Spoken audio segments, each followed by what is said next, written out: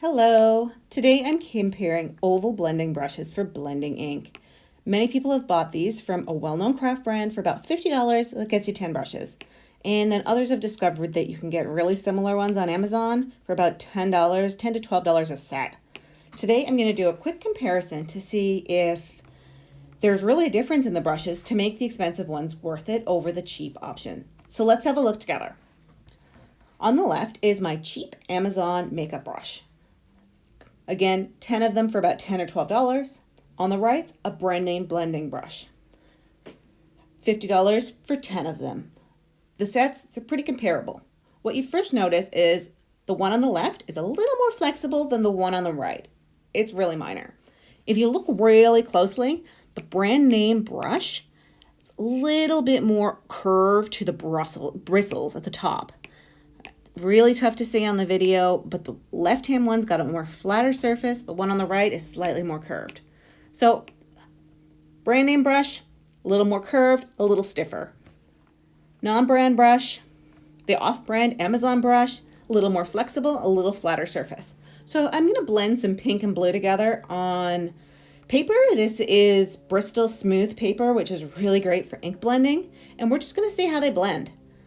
I'm starting with the pink, and this is the Amazon brand brush. Not Amazon brand, but I bought it on Amazon. $10, $10, $12 for 10 of them. It comes with big ones, small ones, different shaped ones. The brushes, they look identical in shape and size to the brand name set that we're comparing today. So the pink goes on nice and smooth, adding blue into it, and then I'm just going to merge the two to make a little bit of purple, just to have a look and see how it looks together.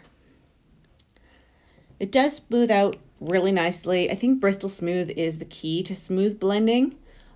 When it comes to Distress Oxides, Bristol Smooth is the way to go. It does take a few minutes to dry, but that lets you move the ink around and doesn't leave splotchiness to it that you sometimes would get with daubers and other paper. With these brushes, I do clean them off. This is just a chamois that I've soaked with water and wringed out, and I just run the bristles over it and wipe it clean, make sure it's not transferring ink, and then I move on to my next color. So now we're looking at the expensive option. This is from a well-known craft brand. They sell 10 of these brushes for about $50. I've seen them in craft stores, I've seen them online, and you know what? I've actually seen another brand come out with similar ones. I haven't tested those yet, and I probably won't because I don't need to spend a whole lot of money on brushes. I'd rather turn around and spend my money on stamp sets or dies, which I get a lot more use out of. So again, I can clean them the same way. I just rub it on a wet cloth and move on to my next color. The pink smoothed out really nicely, and now I'm adding blue in the same way. I'll blend the two together and make a little purple in the middle. As you can tell, it just gets smoother the more you brush. If you do let this dry too long and keep brushing too hard, I do find some of the ink comes off the paper, and you kind of need to start over because it looks kind of ruddy. But if you're gentle and you work quickly, it's great. So blue, pink together, you get a little purple in the middle. It blends out beautifully. Both of these do. There really isn't a whole lot of difference between the two. I think it's fair to say that if you're looking to save money, this could be a place to do it. If you've got the money to burn and you want to support small business, by all means, pay $50 for your blending brushes. But if you're like me, I'd rather buy $10 blending brushes and put the other $40 towards a stamp set.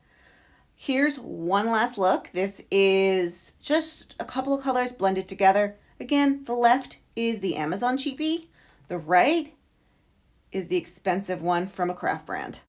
If you've got any comments to add, you can add them at the bottom of the blog post. I'd love to hear from you. Thanks for watching. Have a great day.